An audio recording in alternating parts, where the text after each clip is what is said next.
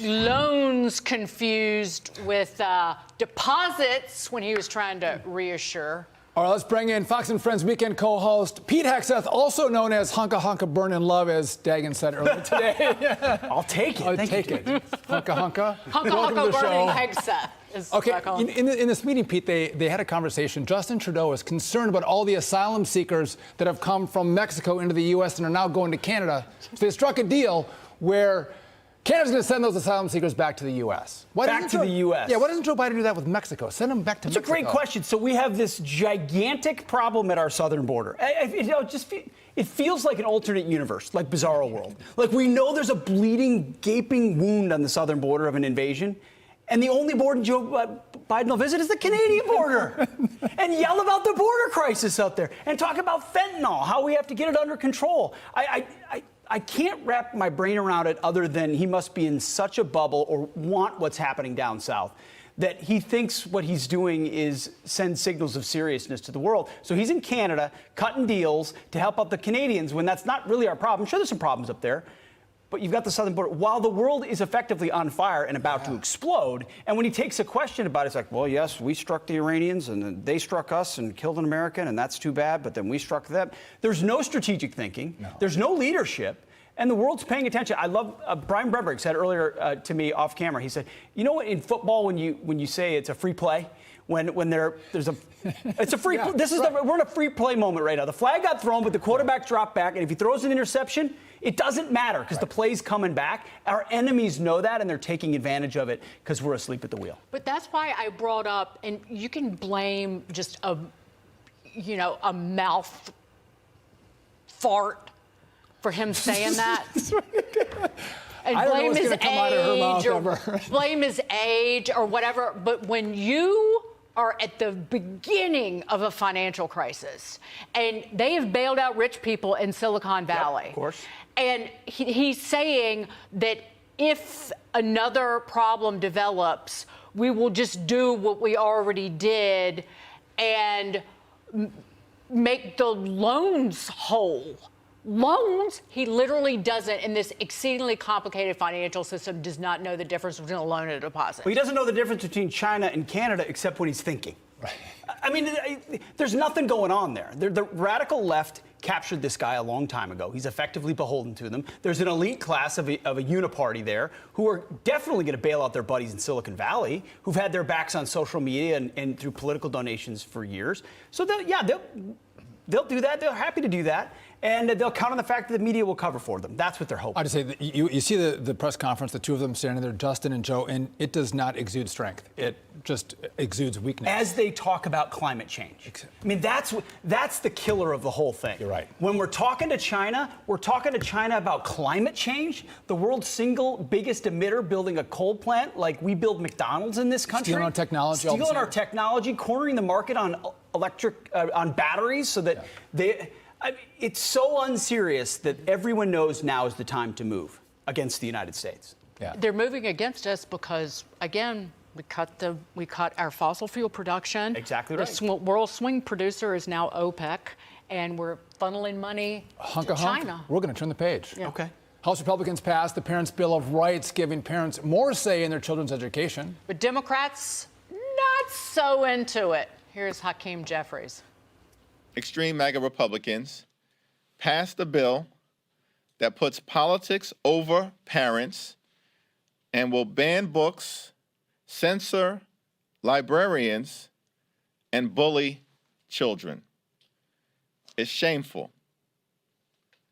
Rather than actually invest in empowering parents, making sure parents have the opportunity to be engaged and involved in the education of their children, the extreme MAGA Republicans want to jam their right-wing ideology down the throats of students, teachers, and parents throughout America.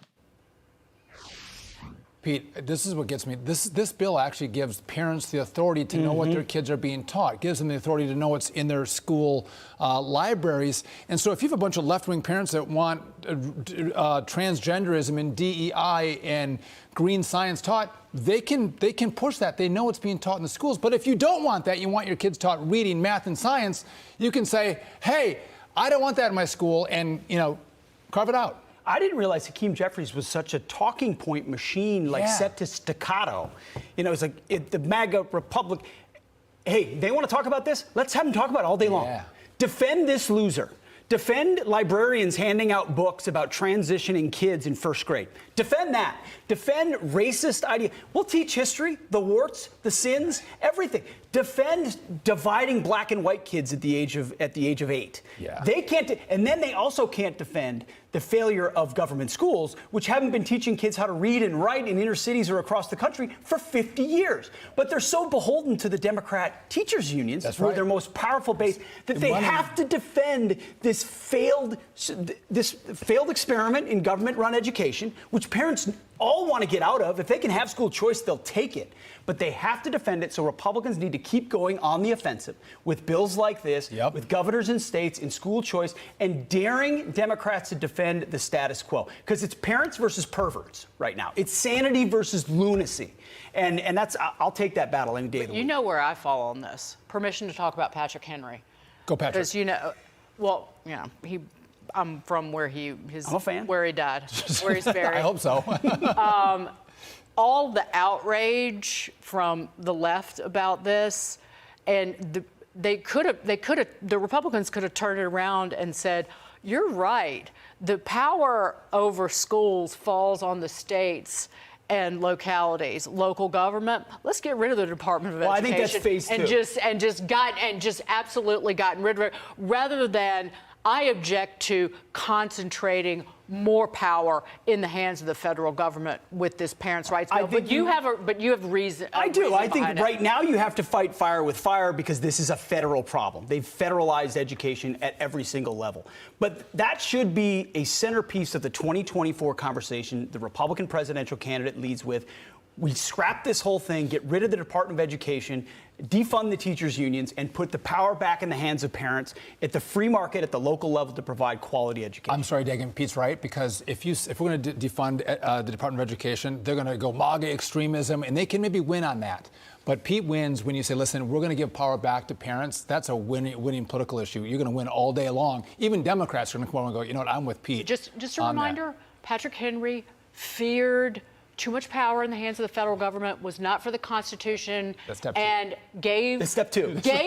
all of us a Bill of Rights to ensure we had individual freedom. So they shredded it. They scrapped that a long time ago. Janet Yellen had one heck of a week. Listen to her hot take on the IRS, Pete. Your testimony that you think it's because of resource starvation that the IRS has a alleged reputation amongst taxpayers in this country. Is that your testimony? Is it because they were starved of resources in order to have a better reputation?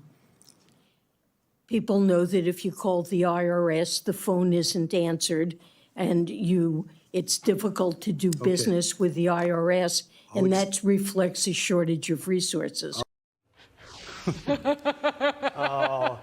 So hence 87,000 new IRS agents, Pete. We're always X billion dollars away from government utopia. Perfection. Pick your department. Pick the Department of Education. Pick the DMV. Pick the IRS. The government will deliver once we just give them a little bit more. It's because you can't get them on the phone. That's why people fear the IRS. It's not because they actually have a police force within the IRS that they come and peek in your garage to see what kind of car you're driving. It's not that they will freeze your bank account and send you to the Hooskow. Or that they'll target you because of your political positions, which we've seen before. This is, she is of that generation that needs to go. Re-education. It's because they want re-education for... Well, it's just a static view of what the role of government ought be and how it works. And it does. You know what people are worried about being stolen from them? Their time when you call the IRS. Oh, this is going to take me 3 weeks. Do I need a fax machine to get this filing done? Because it says I could fax it in. Okay, I announced my run for Congress. I got an audit like 3 weeks later. Did you really? Yeah, I did. I believe that. Yeah. All right, Team Biden rolled out something new today. You can now text Joe at 302-404-0880. So, Pete. Wow. We What do can you- text Joe directly? Yeah, what are you going to text Joe? What day is it? Go.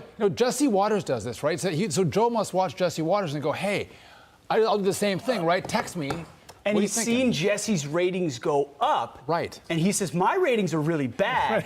So maybe if you text me, that'll right. help. I mean, he's at 38%. That's pretty good. Do you know I once gave out my cell phone number live on the air accidentally? I heard. I did. And I heard you never changed your cell phone number. I didn't. I thought we were in a commercial break and I was sharing my number with somebody else and it all went out over the air. And I Had to decided change to. it? No, I kept it. Just all the texts kind of faded away. too over hard to time. change. I think Too hard. I think people would text Joe some photos. Some hunter photos? No, just some. I mean, my mind's just going wild. Maybe you could text pictures that you guys put out on Fox and Friends weekend in the morning when you play the national anthem. Great American flag family pictures, which are awesome.